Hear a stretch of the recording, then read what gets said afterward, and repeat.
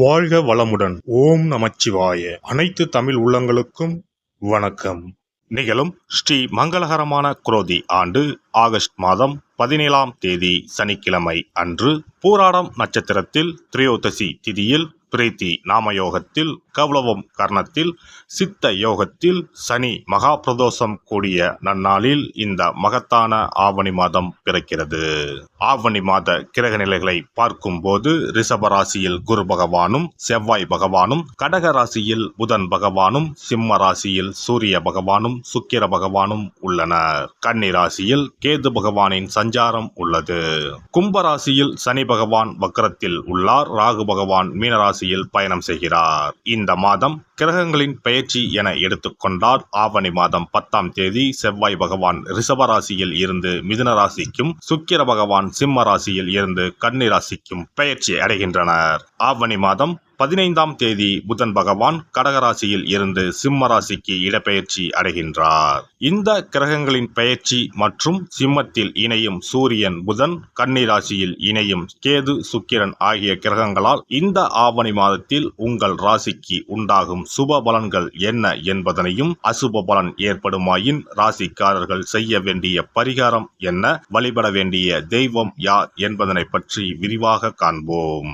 உங்கள் வாழ்வில் வளமும் நலமும் செல்வ செழிப்பும் பெற்று வாழ்வில் உயரிய நிலையை அடைய எல்லாம் வல்ல எம்பெருமானை வேண்டி விரும்பி கேட்டுக்கொள்கிறேன். கடின உழைப்பினால் மட்டுமே வாழ்வில் வளம் பெறும் கன்னிராசி அன்பர்களே, நீங்கள் உணவிற்கு முக்கியத்துவம் அளிப்பவர்கள்.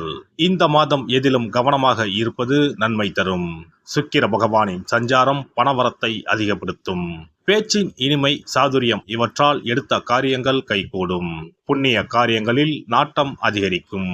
தந்தையுடன் வீண் வாக்குவாதங்களை தவிர்ப்பது நல்லது. அவரை அனுசரித்து செல்வது மிக நல்லது. பூர்வீக சொத்துக்கள் மூலம் வரவேண்டிய லாபம் தாமதப்படும். தொழில் வியாபாரத்தில் எதிர்பார்த்த லாபம் பெற கடினமாக உழைக்க வேண்டியிருக்கும். புதிய ஆர்டர்கள் கிடைப்பதில் தாமதம் உண்டாகும். உத்தியோகத்தில் இருப்பவர்கள் கூடுதலாக உழைக்க வேண்டியிருக்கும். முயற்சிகள் எதிர்பார்த்த பலன் தராமல் போகலாம். வீண் அலைச்சல்கள் உண்டாகலாம். குடும்பத்தில் இருப்பவர்கள் உங்களின் ஆலோசனைகளை கேட்டு எதையும் செய்வார்கள். கணவன் மனைவிக்கு இடையே இருந்து வந்த பிரச்சனைகள் நீங்கும். பிள்ளைகளுடன் அனுசரித்து செல்வது நல்லது. பெண்களை பொறுத்தவரை எதிலும் முழு கவனத்துடன் ஈடுபடுவது நன்மையை தரும். பணவரத்து எதிர்பார்த்தபடி இருக்கும்.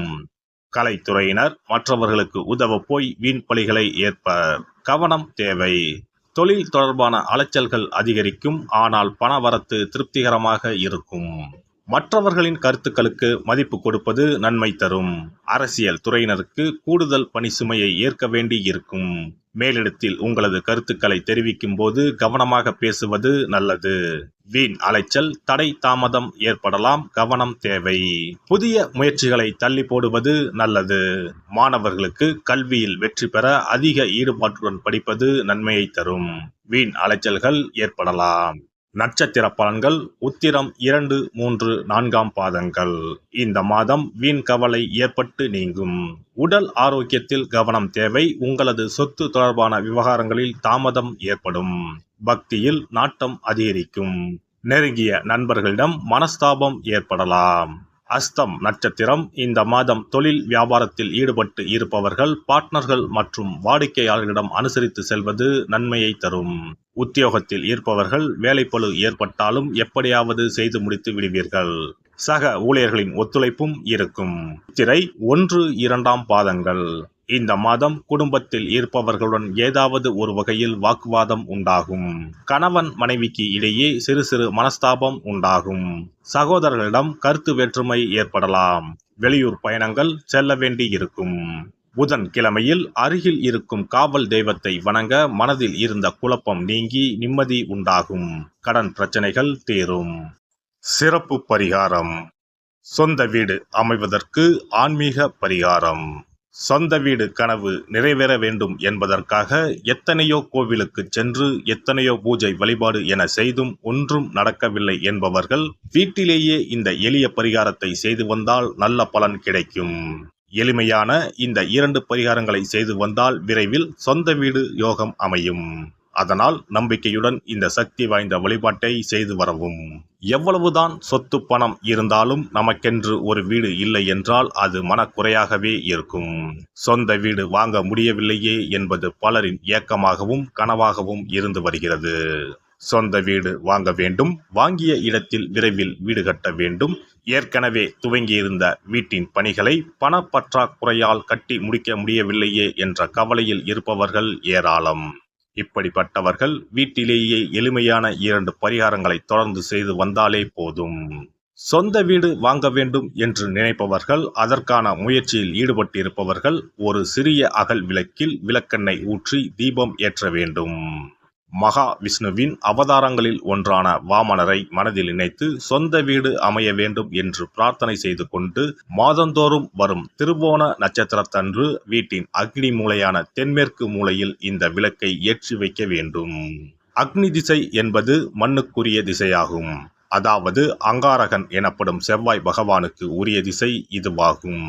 3 அடி மண் கேட்டு 3 உலகையும் அளந்தவர் வாமனன். அதனால் அவரை நினைத்து பால் பாயசம் நிவேதனமாக படைத்து வழிபட்டு வந்தால் விரைவில் சொந்த வீடு யோகம் அமையும். மற்றொரு பரிகாரமாக வீட்டில் பயன்படுத்தும் காமாட்சி விளக்கு அல்லது கஜலட்சுமி விளக்கு அல்லது வழக்கமாக பயன்படுத்தும் ஏதாவது ஒரு விளக்கை எடுத்துக்கொள்ளுங்கள். விளக்கை சுத்தம் செய்து மஞ்சள் குங்குமம் வைத்து வாசனை மிகுந்த வெள்ளை நிற பூக்கள் சாற்றுங்கள். பிறகு 5 ரூபாய் நாணயத்தை விளக்கிற்குள் போட்டு நெய் அல்லது எண்ணெய் ஊற்றுங்கள். ஒரு சிறிய தட்டின் மத்தியில் மஞ்சள் குங்கும பொட்டு வைத்து அதன் மீது 5 ரூபாய் நாணயத்தை வைத்து நாம் ஏற்கனவே தயார் செய்த விளக்கை இதில் வைத்து விளக்கினை ஏற்ற வேண்டும். தினமும் காலையில் 6 மணி முதல் 7 மணிக்குள் இந்த விளக்கை ஏற்றி வந்தால் விரைவில் வீடு கட்டுவீர்கள்.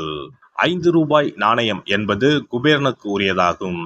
இதை விளக்கில் போட்டு ஏற்றுவதால் வீடு கட்டுவதற்கான அல்லது வீடு வாங்குவதற்கான பணம் ஏதாவது ஒரு வழியில் உங்களுக்கு கிடைக்கும்.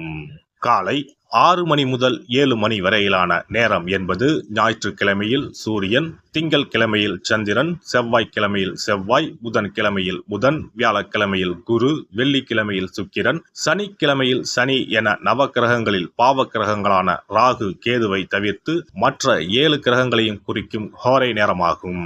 இந்த நேரத்தில் விளக்கு ஏற்றுவதால் நவக்கிரகங்களின் அருள் கிடைத்து பூமி யோகம் உண்டாகும். எந்த ஒரு பரிகாரம் என்றாலும் மனதில் முழு நம்பிக்கையோடும் இறைவனை உறுதியாக வேண்டி வழிபாடு செய்தால் மட்டுமே பலன் தரும். எளிமையான இந்த பரிகாரத்தை தொடர்ந்து செய்து பயன்பெறுங்கள். எல்லாம் வல்ல இறையருளால் நீங்களும் உங்கள் அன்பு குடும்பமும் உடல் நலம், நீலாயுள், நிறை செல்வம், உயர் புகழ், மெய்ஞானம் ஓங்கி வாழ்க வளமுடன். இந்த வீடியோ பதிவு உங்களுக்கு பிடித்திருந்தால் லைக் பண்ணுங்க, கமெண்ட் பண்ணுங்க, ஷேர் பண்ணுங்க, மறக்காம சப்ஸ்கிரைப் பண்ணுங்க, பக்கத்துல இருக்கிற பெல் பட்டனை கிளிக் பண்ணுங்க. நன்றி, வணக்கம். ஓம் நமச்சிவாய. சிவாய நம.